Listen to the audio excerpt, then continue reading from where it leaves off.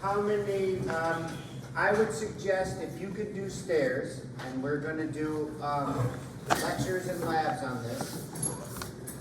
You could do stairs here, you will be a good assistant, a good, apprentice to help someone who knows how to build stairs. And in very short order, you'll be able to build stairs. Just like your cutting board, the more you do it, the more proficient you'll be. But I would suggest 5 to 10% of carpenters that are out working in the field know how to build stairs. How many people know carpenters that work in the field? Like 3/4 of us. How many know people that, those same people that actually build stairs like in a house? So, I was wrong. 100% of carpenters know how to build stairs. We It's just very know the rare. best ones. Ravenwood Stairs is up west, and they are one of our advisors, and they get commissioned a lot to build stairs because most people can't be bothered, don't know the math, don't want to have all the heartache of building stairs. And when you wrap your head around it, it's really not that difficult. I'm going to do everything I can to make that easy for you. You gotta be engaged, and you gotta listen up, and you gotta participate. Dave? I don't know how often they get business, but in the last 10 years, I've never seen them leave their shop. Well, that was the giggle. Yeah, so hang on. That, in my opinion, that's a good thing. And they will hire you, they'll do OJT with you, and they'll hire you just to show you all my cards. You would either have a big commute or you'd have to move up west. Most students, I've had a few students take them up on the offer, but you're kind of relocating. It's a great job, great pay, but it's a life change because you're either commuting or driving up there. Most of that though, it's nice and peaceful up there.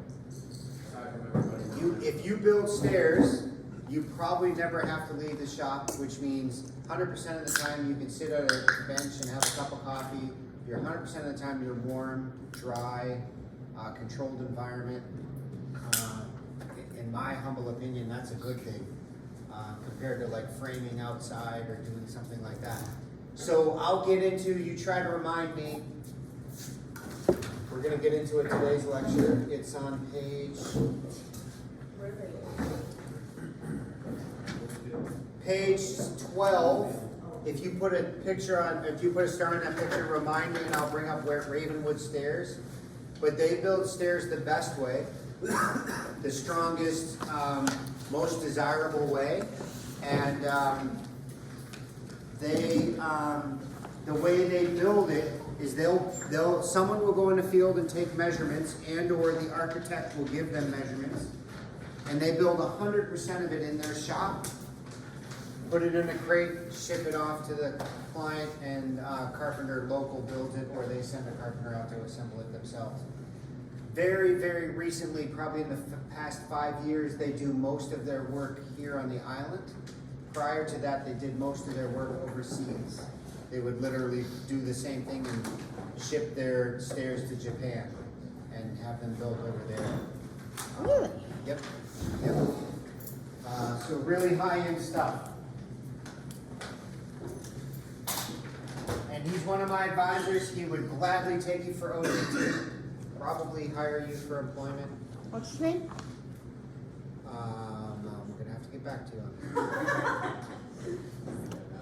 I'll get back to you on that. I will say, for the business that they do get, they do really nice work. Yeah, they're very high. They're very high end. They did my grandparents' stairs when they sold their house, and their grandparents said they'll never go to anyone else if they ever go to the story house again. I don't know who did the stairs in that abandoned house that I explored across from Buster's that's now torn down. But those stairs were sturdy. They didn't even creak. Exactly. Do they send a person on site, or does a different It's up to contractor the measure? contractor. So the and get it? contractor will hire Ravenwood to build the stairs, and it's up to the contractor to have Ravenwood do everything start to finish, or you folks build it and ship it to us. And once it's shipped, it's basically a jigsaw puzzle. You just put all the pieces together. Cool. to that point, there's a thing called the stair builder's dance. So when we build stairs on site, like an actual set of stairs, you'll start like on the second floor and they go down to the first floor, and the first person to go on them is you, the builder, and you'll like stomp on them and put your body weight back and forth, and you go all the way down and all the way up, and it looks like you're a madman. And the saying is you're celebrating the fact that you just completed this really complex piece of carpentry, but in truth what you're doing is you're trying to find creaks and groans and the weakness of that from shifting dynamic weight of your body pounding and gliding back and forth, called the stair builder's dance. If you find something at that stage, is it You die. ready to fix? Yeah, I'll probably get that, I'll get to that on page 12 probably. Yeah, okay. All right, so, long story short, I am going to test you tomorrow, a quiz, Thursday. Tomorrow's a pretty busy day. I'm gonna test you on Thursday, and it's gonna be page 2 or 3. So what I'm saying to you is I want you to know these. You're probably, no, I have no idea. If you're like me, you're very visual, so that picture on the middle of page 12 and the highlighted picture on the top of page 3 are very indicative of what I'm asking, and I have a live model here, so I'll refer to those. So I need you to memorize some stuff. So first off, I'm going to brainwash you. Yes? Is it? The test will be open book. When we talk about slope and angle, in terms of carpentry, in terms of trades, architecture, carpentry, any trade, we talk about rise over run.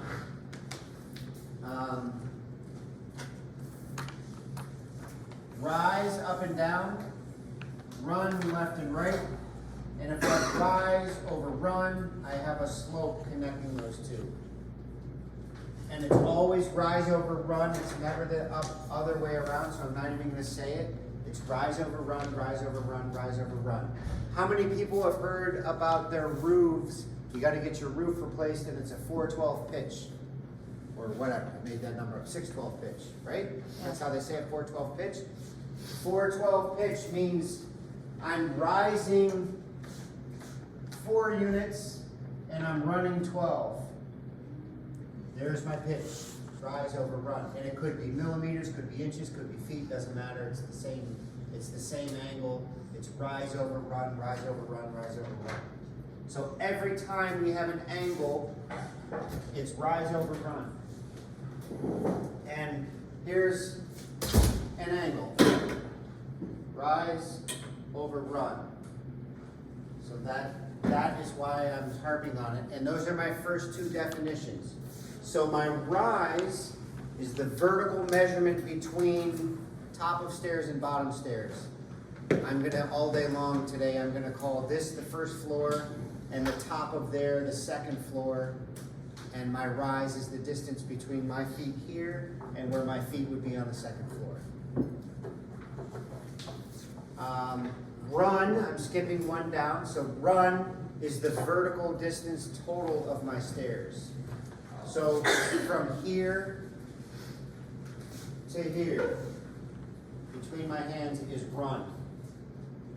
Rise over run. What'd you say? Rise over run. Good? Okay.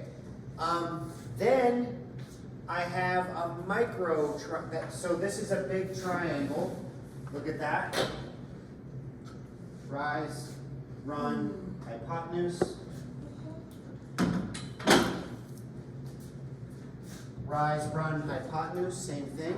And then I have a mini triangle within that. Rise, run, hypotenuse. And that mini triangle is called unit rise and unit run, compared to rise and run. So now we're 4 units into the definitions. Is everybody okay with what I just said? Yeah. Okay, so don't be confused. run and unit run are different. They're directly proportional, we'll get into that later, but they're different. Would you count the overhang? No, do we count the overhang? You're talking about this right here? Yeah. No, we don't count that. You're way ahead in the chapter. Now you're about 2 pages ahead. So I was just gonna say, like, the unit rise and the unit rise is just the slope of the steps itself, not Yeah. the full staircase. The mini, it's exactly the same triangle, they're proportional. I think I just said that. But mini triangle, mini run, mini rise, and big triangle. So rise, run, unit rise, unit run. I don't at the line with the triangle. What is it? Hypotenuse is just, you don't need to know that for this. That's, there's a different definition. A triangle, these would be called legs and that would be called a hypotenuse. You guys haven't done that in math class yet? No, okay. Don't worry about it, but you can ignore that word. It's just the name of the angle piece, but I have a definition I want you to memorize, not the one I just said. Okay, unit run is here. Less that little stick out that Simon said. And that unit run is a mathematical equation that's fake and just on paper, just a number. And then when my feet actually step on something, I'm stepping on a tread, which is kind of like unit run, but different. Why is it different? Because Simon asked the question, does unit run include that little thing we call it nosing? And the answer is no. So my unit run is a different length than my tread, but they're very similar. Tread is physical, unit run is mathematical. Good? And the next one is riser. Unit rise is the physical piece that represents the unit rise. Probably a slightly different number than what unit rise would be. And exactly what that is, we're going to get into that for the lab, but just trust me now. The whatever number we are, the second to the last bottom one is nosing. That little overhang right here. You can also see a picture on top of page 3, nosing. Everybody good? And a stringer is, you can think of the backbone of the stairs. That's this piece that I'm tapping. That's the stringer.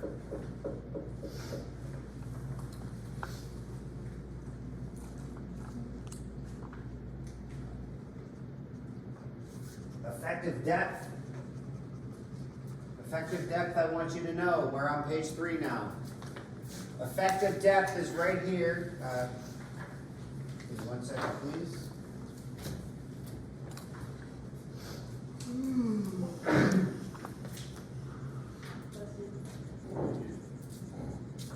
Effective depth is how strong your stringer is. So where's my weakest point? Here or here? A or B? B, 100%. So if I take 90 degrees, I'll try to make everybody be able to see this. If I come off 90 degrees,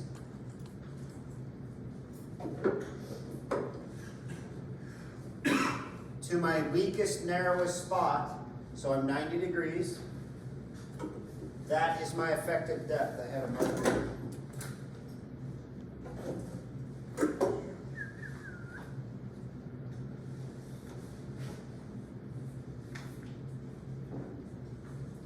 That's my effective depth. You all with me? I care about that, like I already said, is because that is my weakest point of my stairs. My stairs are that strong. Regardless of how big this is, if it's going to crack, it's going to crack there. So that's all I care about. Code says, and you can write this down on the top of page 3, my effective depth needs to be 3.5 inches.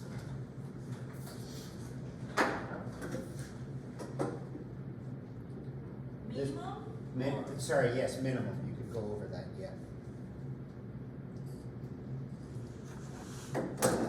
Effective depth, I want you to know what that is in terms of definition, in terms of identifying it, and what it is for code. And for code, it's 3.5 inches. 1 second.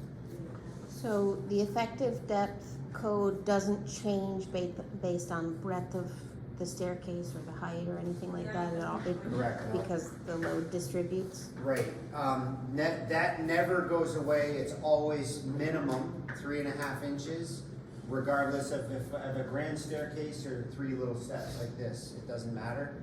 And the only answer I have for that is because engineers say so, they've decided that's strong.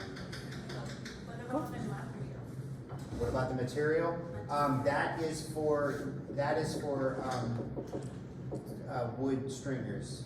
So it's also 1.5 inches thick and 3.5 wide. What do we know that that's dimension? 1.5 inches thick, 3.5 wide. 2x4. So if I use effective depth of 2x4, I'm totally good. So a lot of times what you see is carpenters will build their effective depth, that will build their stairs by having a 2x4.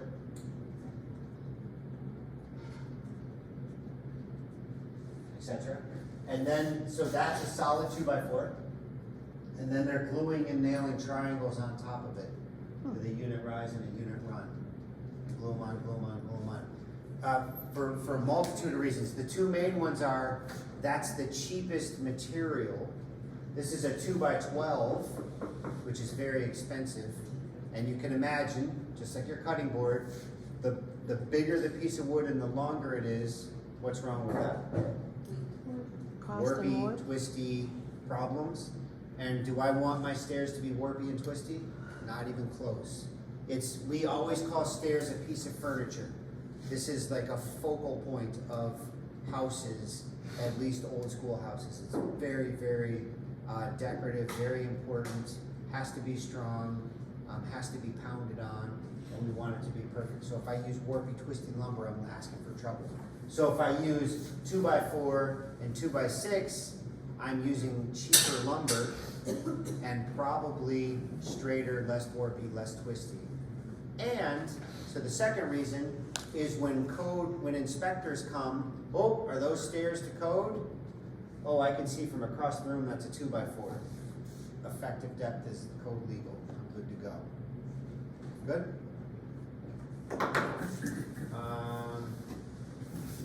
Stair flight.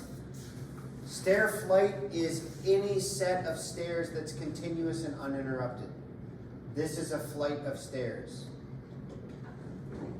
It could be 2 stories tall. As long as it's a straight set of stairs, that's a flight of stairs. Headroom.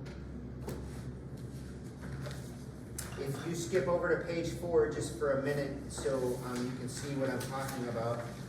That the picture on the top of page 4, headroom is the vertical distance from the lowest hanging piece that I'm gonna hit my head on. So right here, I have a model, which is picture's worth 1,000 words.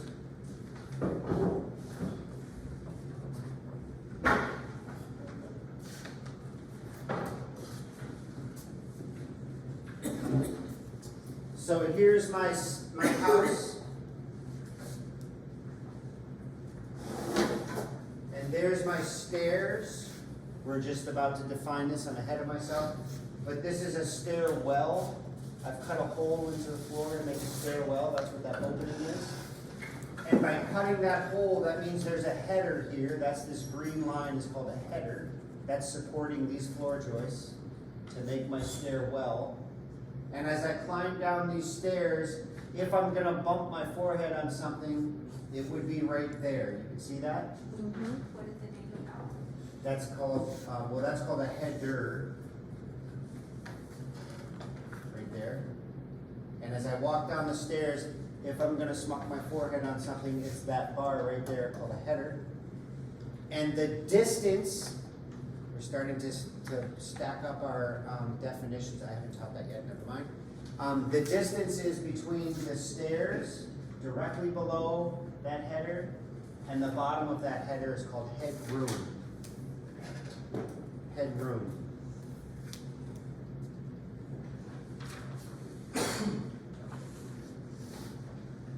Good? Yes. Would we also need to include the drywall and insulation? Yep, yes, 100%. You're getting a little ahead of me. We're just like rough, crude concepts. Where am I gonna hit my head? On the headroom. And I need plenty of room. We're gonna get to that. What does that look like, et cetera? Yeah. If I don't answer your question in 11 minutes, call me on it. Stairwell, we already talked about it. That's the hole you're cutting into to allow your Is there- well, like a wishing well. Because you're almost like the ground, you're cutting a hole in the ground and making a deep hole. You're cutting a hole in the floor and making a hole. Okay, so here I'm gonna answer one of those.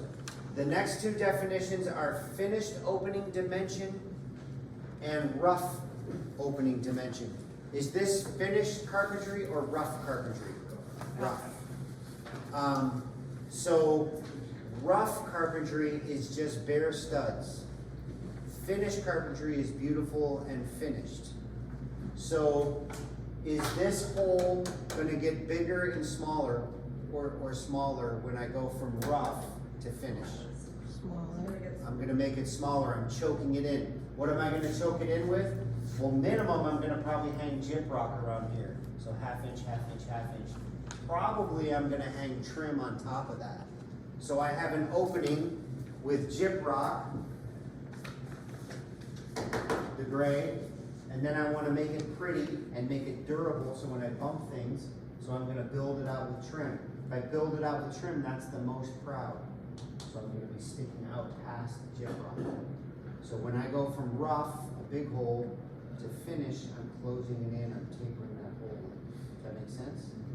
So take that step, one step further with Rory.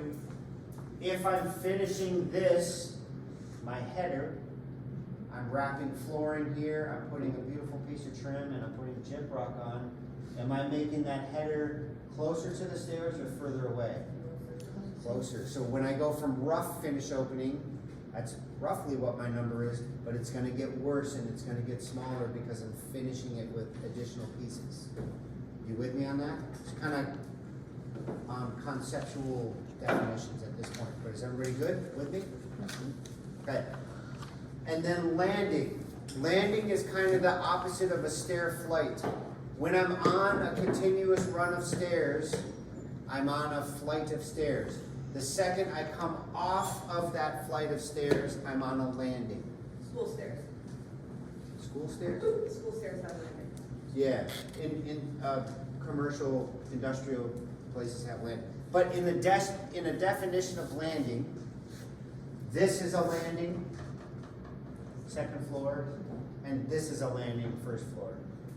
In crude definitions, yes, it's the first floor more than a landing, but in turn, I'm either on stairs or on a landing. And so in that crude definition, that's what that is.